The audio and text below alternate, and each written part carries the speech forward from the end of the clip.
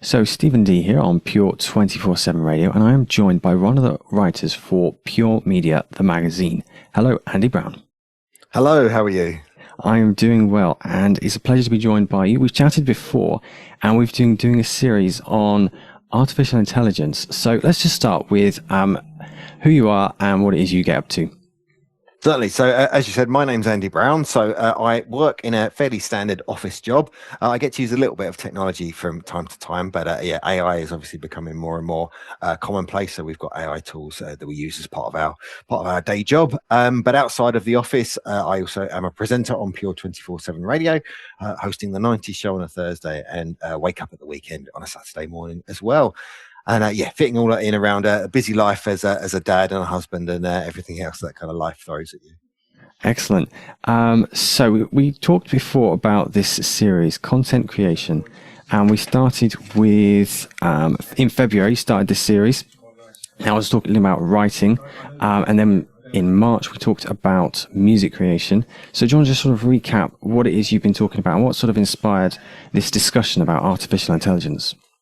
Yeah, absolutely. So I think AI has obviously been kind of developing fast. So sort of ChatGPT, as it was kind of launched back in 2023, was kind of obviously had different versions before that, but that was the real turning point where these what we call these AI chatbots, these LLMs, large language models, kind of came into being, and it really opened up the doors for lots of new possibilities. And people use AI for many different reasons, but what's really common is use of AI for crafting pieces of writing, whether it's blog posts, emails, whatever it might be. And that's where we talked about in the first article, really, how yes, you can ask an LLM tool to just write a book for you if you really want to. But of course, is that really you, or is that the LLM using different sources, or how does that all work? But then thinking about how we can use those tools not just not to replace our writing, but to enhance it in different ways.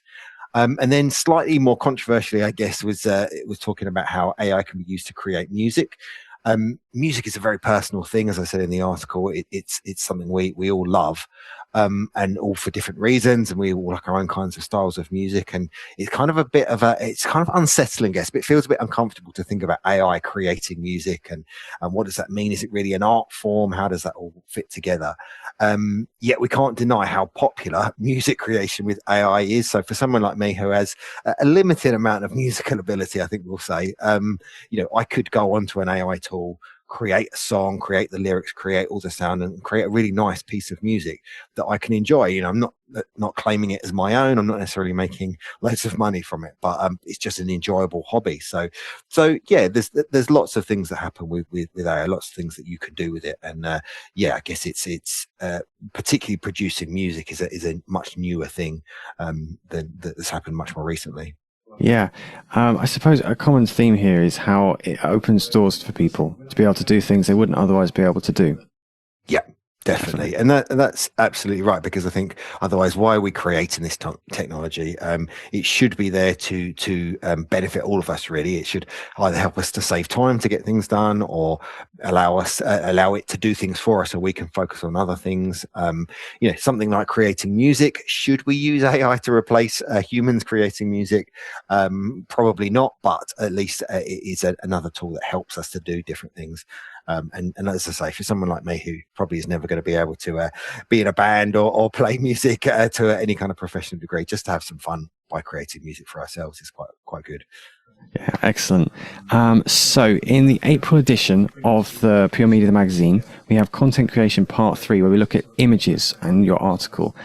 So this, I suppose, this is probably one of the most common types of artificial intelligence generated stuff. I think I've seen a lot more of this than I have text or copy or indeed music. So this is probably, would you say, the most common? Yeah, I guess so. I think I suppose writing is where a lot of people start. They use the tools to generate an email or something simple like that. That might be one of the first things that you do. But yeah, a lot of people will use these tools to create images, perhaps for a presentation they're doing or a blog post or something like that. If you often when we write a blog post, say you might need a particular theme or a picture that goes with what you're writing, and sometimes we've got suitable pictures, and sometimes we haven't. Well, now we can go into an AI tool, describe the kind of image we want, be it a clip art style or a cartoon or even a photograph style, and it can generate that for us. So maybe you're talking about, I don't know, something like the Eiffel Tower. Say, well, you don't have to necessarily use stock photos. You could get an AI tool to generate an image of the Eiffel Tower that you could place in your blog post or piece of writing. So yeah, it is a common usage now, and I think it's one of the things that a lot of people are doing for it. It wasn't always very good at it. It's kind of come on leaps and bounds much more recently. Initially, obviously, LLMs were focused on producing text. When they started to produce images, it was very clear when something was produced by AI and when it wasn't. But nowadays, I think there are certain little things you can look for to see if something's produced by an AI. But a lot of images now, you just wouldn't easily be able to tell whether that was a genuine photograph or an AI generated thing. Yeah, and I think some people have raised concerns about that. So one of the things you mentioned in your article is the evolution, how it's changing, which you just kind of alluded to there. It has definitely developed. Some images, I mean, even like a few months back, they were so obvious that they were AI. Nowadays, it's there. There's sort of telltale signs, but it's developed hugely, hasn't it?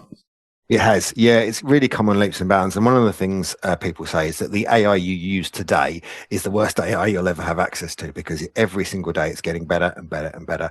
The more it's used, the more it's developed, the more money is put into things like data centers and everything else.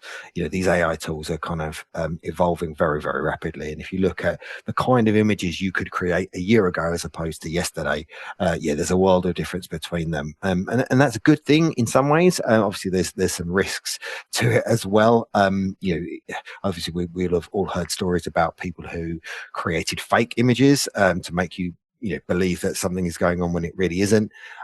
We have to be very careful with that, and I think all of us who use social media or the internet, we need to kind of look at the images we see before us and ask ourselves, is this real, or has an AI generated this? Because that's a real risk, particularly in things like news stories and that sort of stuff, because we could easily be fooled into thinking that very easy to use an AI tool to put a person into a picture who wasn't there to begin with, or take someone out who was, and these kind of edits are very quite risky, I think.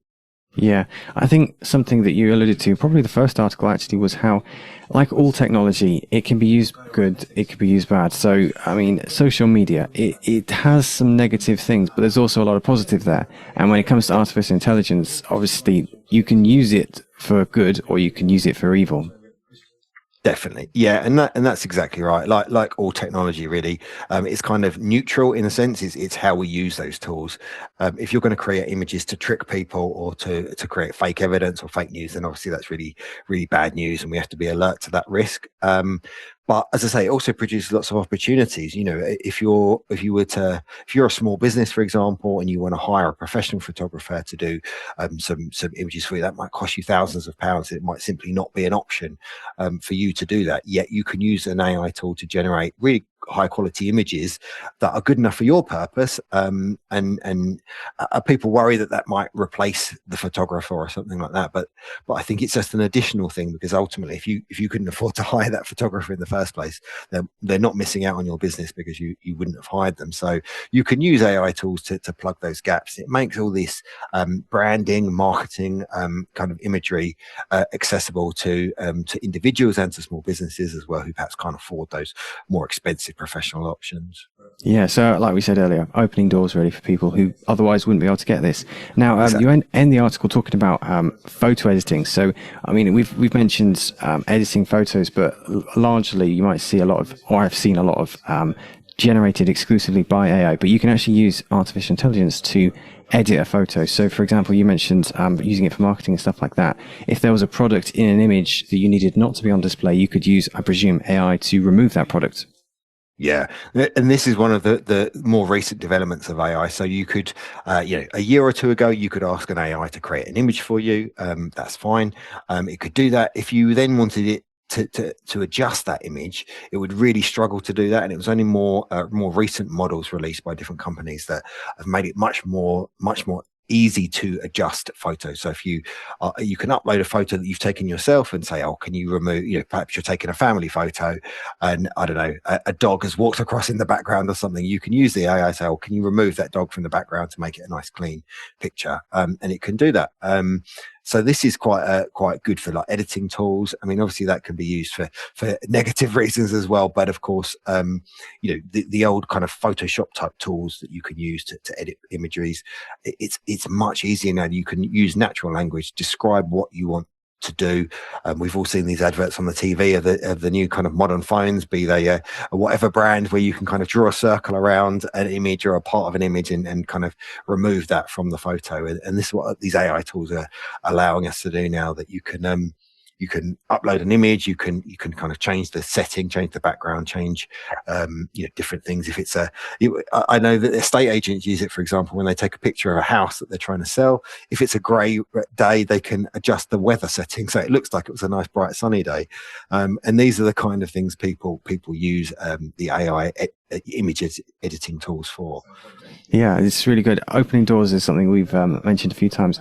I think basically the long and short of it is artificial intelligence is technology, it's a tool, and in and of itself, you mentioned the word neutral. That's absolutely perfect there, isn't it? It's a neutral tool, and we can use it for evil, we can use it for good, and it's really cool that you're able to bring some of the ways that people can use it and kind of bring that balanced view, because there is a lot of controversy around this, so it's really cool that you're able to bring that to the magazine. Yeah, balancing the view, yeah.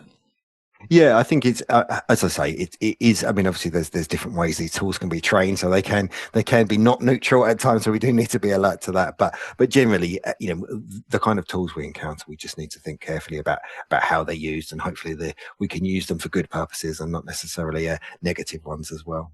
Yes. So thank you so much for joining us, Andy Brown, and for unpacking some of your articles in Pure Media Magazine, most notably the April edition, where you talk about image and artificial intelligence generating images. So thank you so much for bringing that to us here on the radio. Not at all. Thank you very much.